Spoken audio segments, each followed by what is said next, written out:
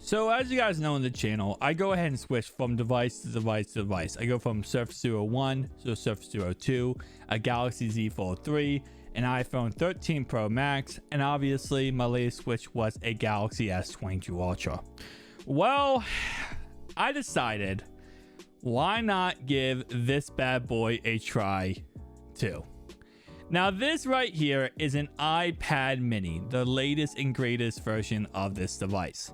It also does have 5G connectivity, so it does, of course, I can use it as a daily phone. Now, the cool thing about Apple and iOS and how everything works with iOS is everything is connected straight back to your original iPhone. So while yes, this does have its own number because it is aligned on my Verizon account, I actually can go ahead and use my phone number from this bad boy right here through my iCloud to actually receive and send text messages on my iPad mini 5G connectivity, which is actually really cool in all honesty. All right, so let's talk about what my daily life was like with this bad boy. And I'll tell you right now, it only lasted one day. It's not bad, but it has a lot of limitations. Starting off right away, it does not have an NFC chip. The only devices iPad-wise that have an NFC chip was the iPad 2 and the iPad 3, and they both did not have antennas to actually utilize these chips. So guess what? Apple decided to get rid of them altogether. Now, without an NFC chip, that means no Apple Pay. So, no, I cannot use Apple Pay. I can check my Apple Wallet on here, but I cannot actually pay for anything by holding my iPad to the cash register reader and actually going ahead and buying stuff. Now, I will tell you right now that would probably be the most awkward looking ever to go ahead and pull out an iPad and just touch it and bam. But at the same time, no, I am the guy who walks around with a Z Fold 3, a Surface Duo 1 and 2. So I guess reality-wise, it all comes full circle if you are thinking this is weird. Second limitation is no wireless charging. That's another big issue with this device is, of course, it does not have wireless charging. Now, the cool thing about this device is it does have a USB-C port, no lightning, so we are kind of more advanced without having lightning.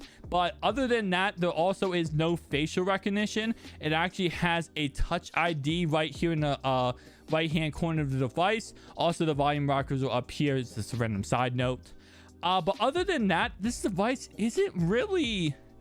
doesn't have any much limitations. I know some people would say the display isn't as crisp as an iPhone or a Galaxy S22, and while it is correct, it is actually a lot bigger of a display than an iPhone and a Galaxy S22. So you kind of get those, setbacks of it's not as crisp a display, but at the same time, it's a big, beautiful display.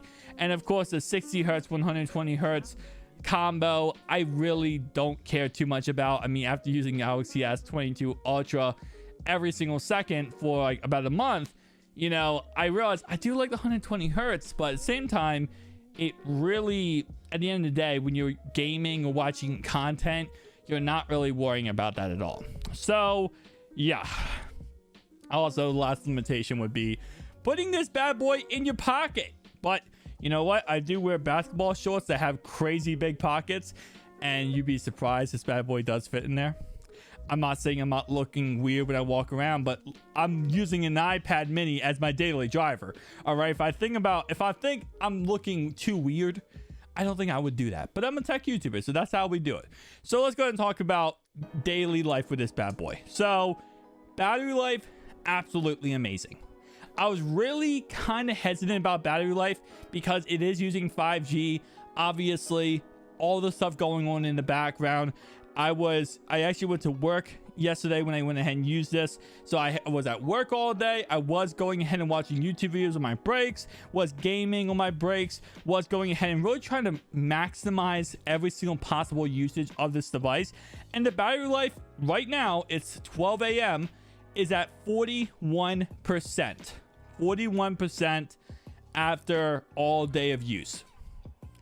That's not bad. That's definitely not bad at all. When I use my iPhone that much, I'll be at like 10% after the whole entire day. So I will say overall wise, battery life pretty dang good. Now, of course, this is an Apple device, so it does have FaceTime, and of course iMessage, like I talked about before. But FaceTime, again, really nice. I'll just say a side note here. When you are on FaceTime on an iPad, it's even nicer than an iPhone, just because you see like any kind of effects. Like, for example, when I'm on FaceTime with my friends, we like to go ahead and do random effects on the screen, like random emojis and stuff. And having a bigger display is actually so much better overall wise than having a small display. I'm just saying, like, you get to see the emojis better, you get to see stuff better, just overall more fun. Now, of course, another thing I do like about this phone is, if you guys have not been watching my content, you might not know I have a iPad holster in my car for my GPS. So I normally put my iPhone in there just like this, and don't get me wrong, this is nice, but it's a very small display. When I have my GPS for this phone, I'm able to actually go ahead and have it on there, and you guys can see how big of a display it actually is. That's a lot better for GPS, because what I can do actually is split up my displays, because iPad OS 16 software is absolutely freaking amazing. By the way, this is running iPad OS 16. I'm able to go ahead and split my displays between my music and my GPS, and I'm able to go ahead and switch from song to song without taking my eyes off the road, and still have my GPS ready to go at all times without any issue. Also, side note, shopping on this thing is so much better. I don't know if you guys have this thing about you, but this is how I work, is that, you know, I love obviously shopping, period, and I love using my iPhones, but shopping on a bigger screen device is so much better. You can see so much more detail and everything, and it makes you want to buy stuff even more. Probably a bad thing in the end, because you spend more money, but overall wise, it's still very fun to have, very fun to do. So in conclusion, I don't want to make this video too long. I want to go ahead and give my quick glimpse of using this as a daily driver. Would I use it as a daily driver again? What would I rate it out of 10? Well, out of 10, I'm going to rate this a 6.5. It's not horrendous. It has limitations, but those limitations aren't really too insanely crazy, because guess what? You can just use an Apple Watch. That gives you NFC. Bam. Waterproofness and wireless charging, you're not really going to get anywhere. Technically, you're not going to be able to add that to this device. And again, no facial recognition, kind of does suck. But everything else is pretty okay. The camera is decent.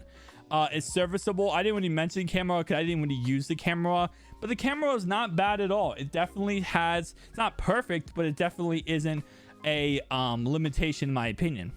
So overall, 6.5 out of 10. Would I use it as my daily driver again? Probably not. I'll be honest. I do like having my phone in my pocket at all times, and when I was at work, I had to put this in my locker for a little bit of time. So it's one of those things where it's like, you kind of want to have it on you all the time, your cell phone. It's the convenience factor, and not being able to, you know, put this in my pocket all the time kind of is an anti-convenience factor. Like I said, it does fit in some of my pockets.